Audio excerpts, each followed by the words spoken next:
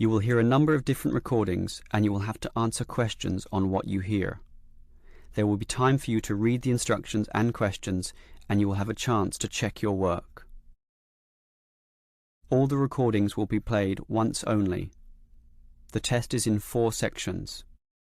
At the end of the test, you will be given 10 minutes to transfer your answers to an answer sheet. Now turn to Section 1. Section 1. You will hear 2 teachers, Andrew and Katie, discussing the coming excursion of their language class.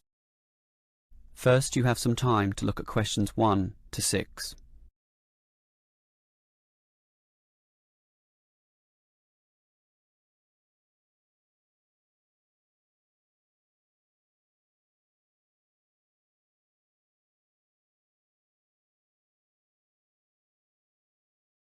Now we shall begin.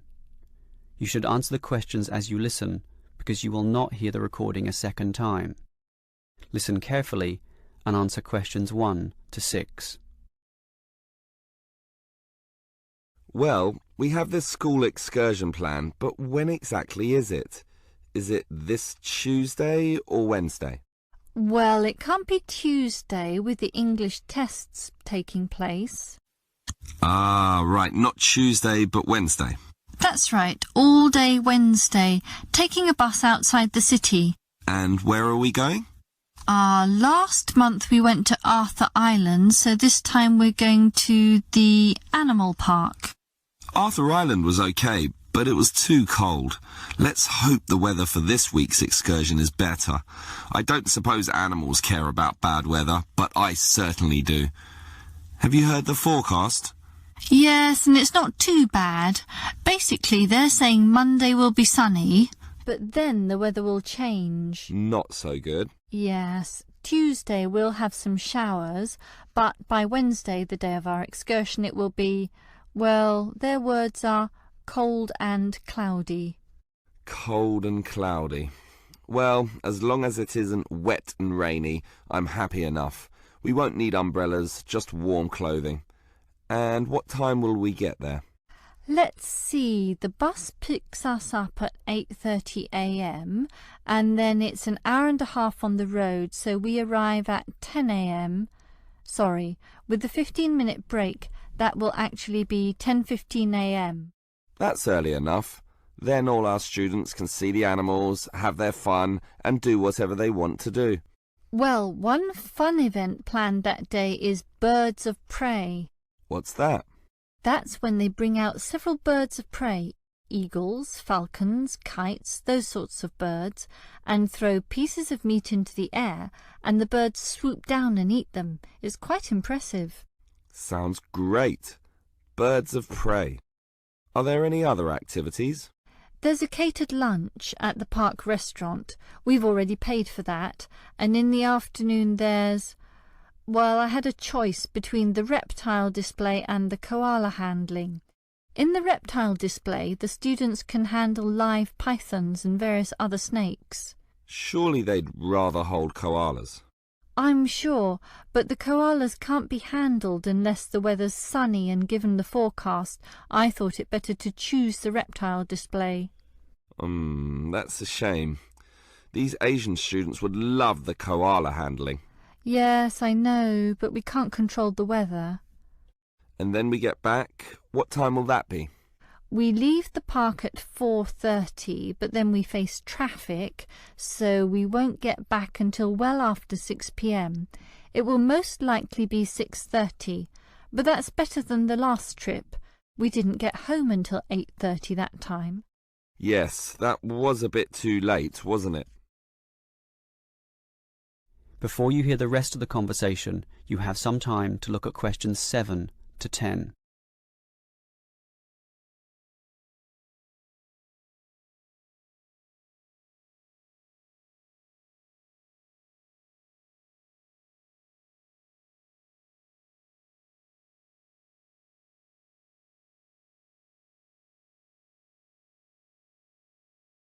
Now listen and answer questions 7 to 10. Andrew, I understand you've been doing some research regarding the breakdown by nationality of our student body. That must have produced some interesting results. You're right. I got some statistics from head office. I would imagine that most of our students are either Japanese or Chinese. You imagine right. But it's the Chinese who constitute the majority, but only just. I had thought Koreans might be second, but it's actually the Japanese, quite close behind. It's somewhat surprising, but obviously all those study tours that our university markets in Japan are bringing in students. What's the breakdown exactly? Japanese are a quarter of the whole, which is considerable. Last year they were only 16%, so that market has grown nicely. The only other proportions of some weight are the Indonesians and Koreans, about the same. Indonesians at 15% and the Koreans are a little higher, not like last year when they were less than 10%. I thought we'd have more Indonesians than Koreans. Well, as I said, they're about the same. Just like the Saudi and Thai student numbers, almost the same also, both just under 10. Which one is bigger? Thai students number just a fraction more. As for the other nationalities, collectively they're only 3%, so it wasn't worth giving each of them a separate category. I just grouped them under other. That's Vietnamese, South American, a couple of Russians, and so on. That is the end of section 1. You now have half a minute to check your answers.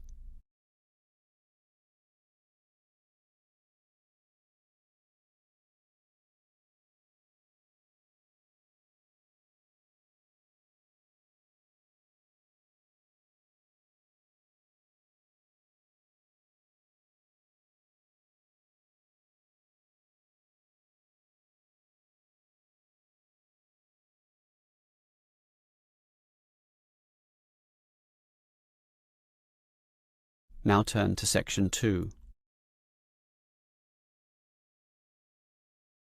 Section 2.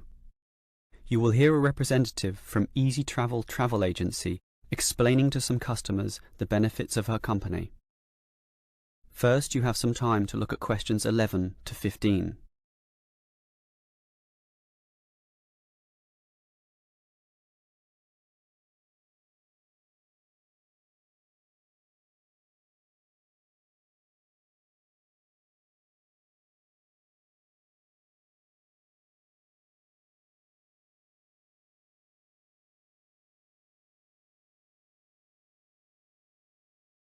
Now listen carefully and answer questions 11 to 15. Hello everyone. Now you're here because you're interested in travel, right? And you're in the right place. For Easy Travel we have the best deals for the best locations. We specialize in eco-travel, or holidays designed to get you amongst nature, ignoring the hustle and bustle of big cities. So whether you want to hike in Nepal, as many people do, or follow some jungle paths in the rainforests of Queensland, we can give you the best deal.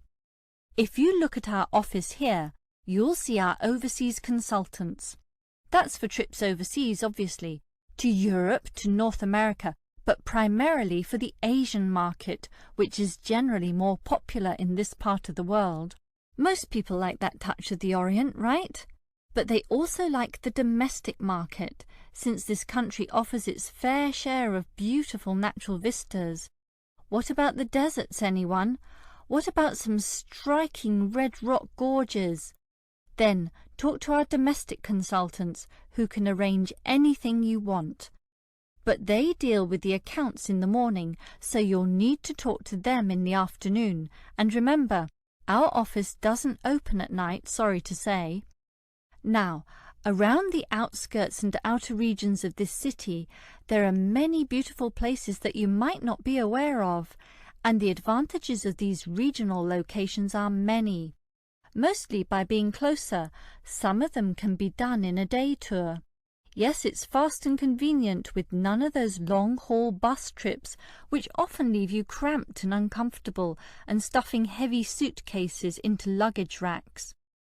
But I should tell you about our buses, those that are needed for the somewhat more distant holiday destinations. They definitely do not suffer from those problems I just mentioned. We use the services of the famous Sleek Line Company, whose buses are known as the very best. Yes, they are big, yes, they are comfortable, but what makes them especially different is the personal attendant who accompanies the driver, ready and willing to serve you and ensure that your trip is the very best. So whether it's overseas or local, we can certainly give you what you want. Now, do you have any questions? Before you hear the rest of the talk, you have some time to look at questions 16 to 20.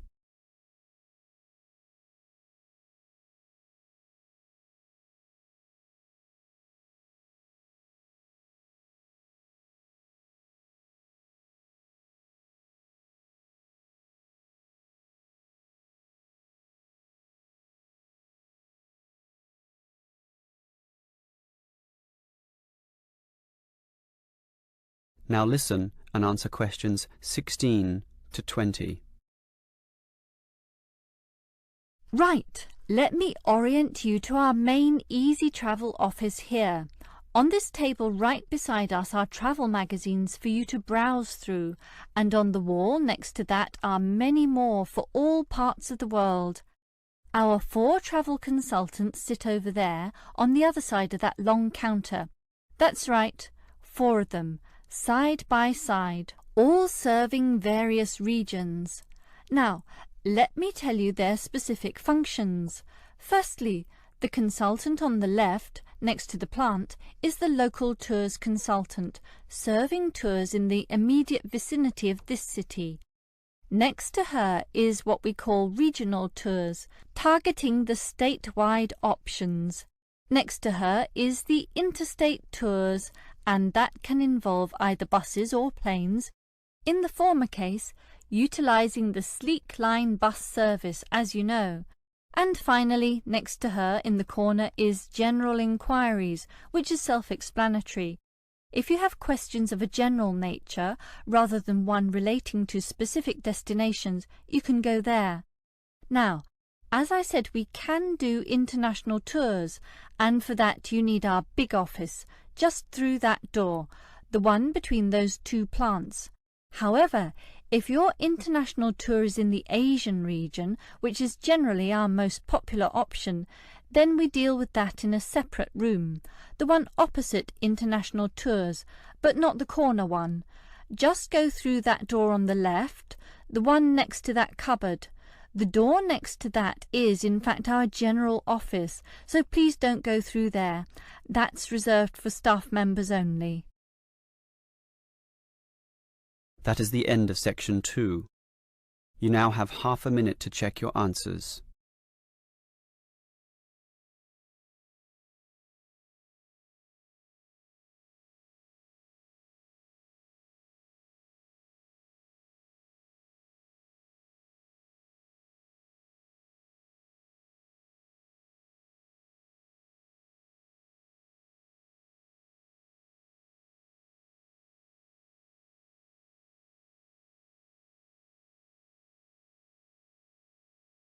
Now turn to section 3.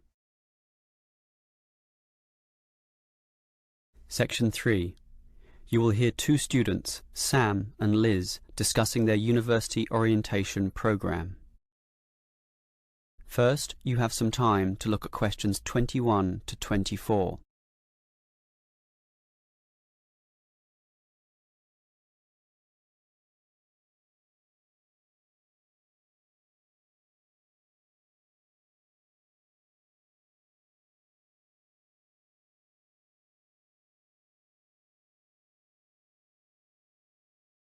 Now listen carefully and answer questions 21 to 24. Hi Liz, how do you feel about starting university here? A little bit nervous, but I'm confident I can handle it. This orientation programme seems like it will help us a lot. Sure. I'm looking at the timetable here myself. It seems that there are choices available. I can see. So, what are you going to do Monday afternoon? In the morning we all have the opening lecture, but it looks like we have a choice later that day, as you said. Well, the careers lecture might be helpful, but I am interested in the uni tour. It's probably too early to be thinking of careers now anyway, and I want to know what's what at this new university, so I'm doing the tour. All right, I'll come along with you. Might learn something interesting. After all, we haven't seen much of this place yet, and we will be spending 4 years here. Tuesday is another full day too. In the afternoon there's a lecture about study skills, but that morning offers another choice. Library tour or student union induction? What do you think? I think the student union is very important, but we can go there any time, right? So we should take advantage of the library tour while it's being offered. Maybe the week after, you and I can go to the student union. Library it is then. Now, Wednesday has a free session in the morning, but after lunch there's a choice between visiting the computer lab or attending a lecture on our legal rights. Well, law and rights are important, but computers are the basis of everything these days, so I'm going to the computer lab. Don't you think knowing our legal rights is equally, if not more important? We live in a very litigious and complex society now. Sure, but it's something we can pick up later, so let's leave that one out. OK. Let me see the timetable. Thursday is a free day, and the week winds up with some celebrations on Friday afternoon. It looks like a fun choice too. There's either a barbecue on the main lawn or the dance. I never pass up the chance to eat something. What about you? If I can get a free meal, I'll take it any day, and I'm not good at dancing anyway. Well, that's that decided, right? Right. Before you hear the rest of the conversation, you have some time to look at questions 25 to 30.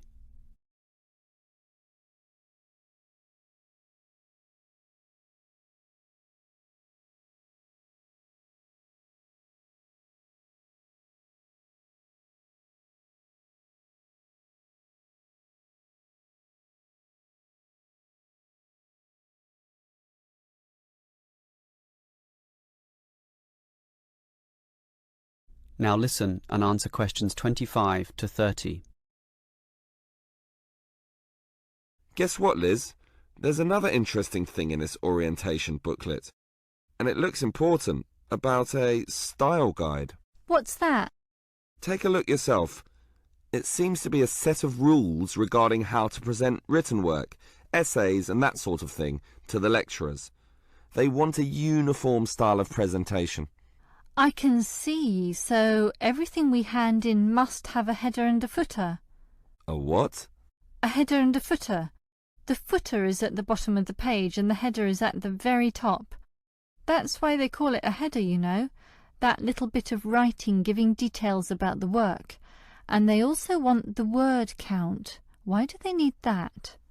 I guess because the lecturers will specify the number of words they want for their assignment, and they want to be sure students follow this.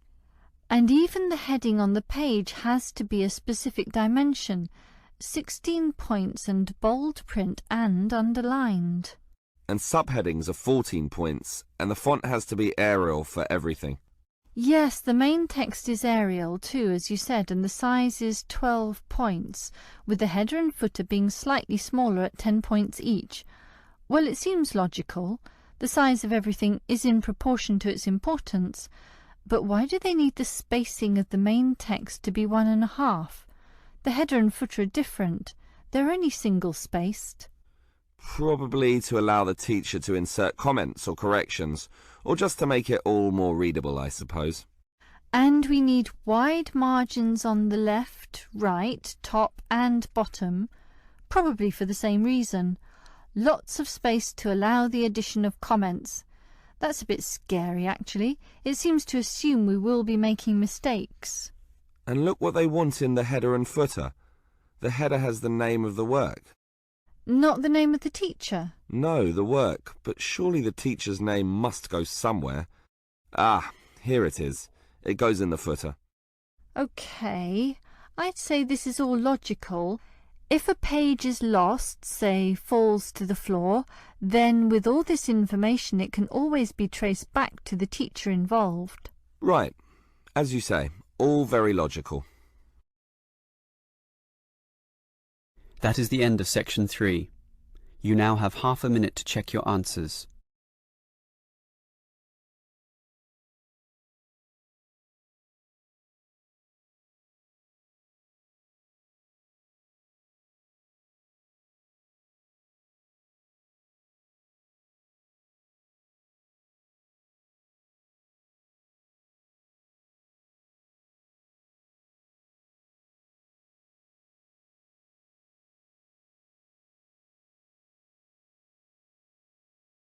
Now turn to section 4. Section 4. You will hear a lecturer discussing public parks. First, you have some time to look at questions 31 to 34.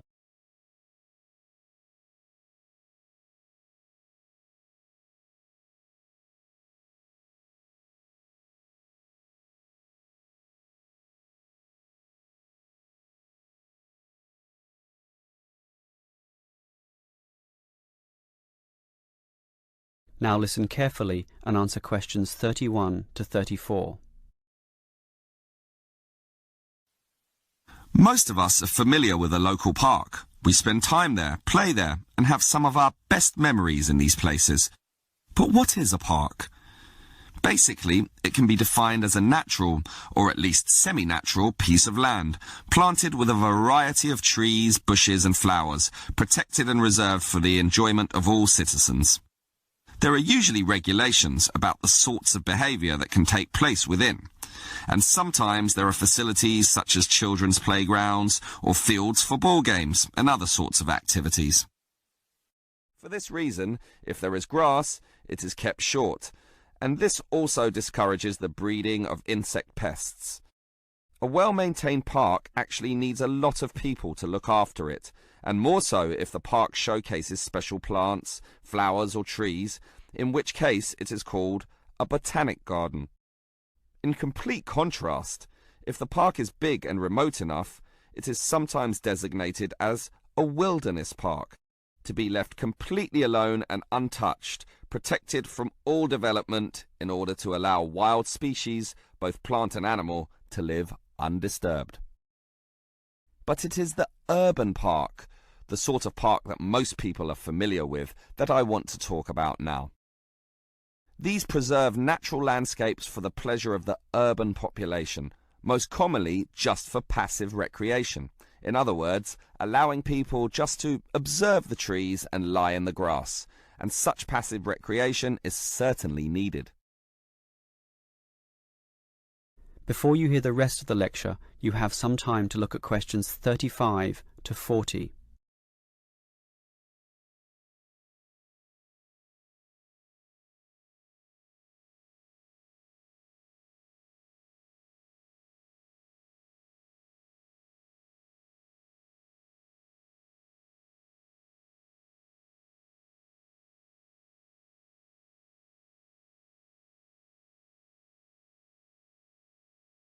Now listen and answer questions 35 to 40.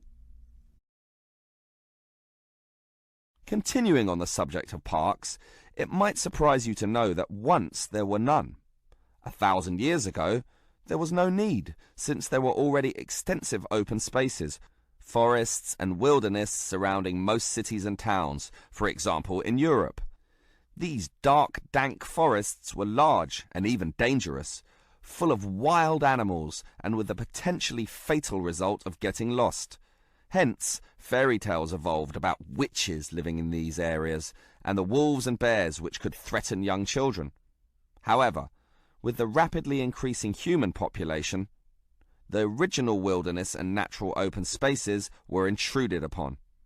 Forests were cut down as population spread, and with them urban pollution and further deforestation.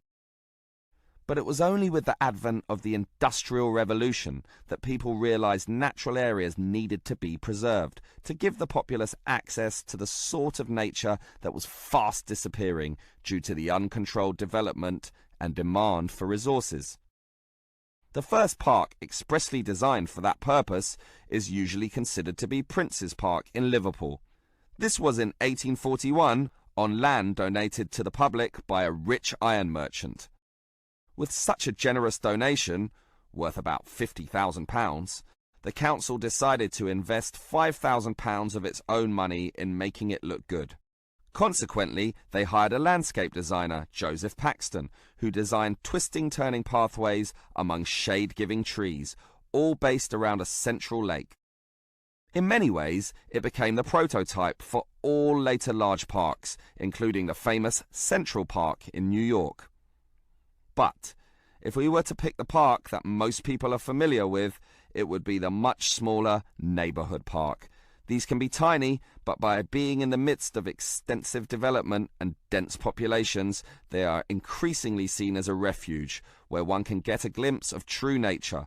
Many psychologists now maintain that this glimpse is necessary, for ultimately, as a species, we have an innate affinity for nature, and the concrete urban zoo clashes with our inner being. This has seen the rejuvenation of many urban parks that were once left to decay, for example in New York or London, and indeed some cities such as Melbourne are known all over the world for their abundance of carefully maintained parks, including a world-famous botanic garden. That is the end of section 4. You now have half a minute to check your answers.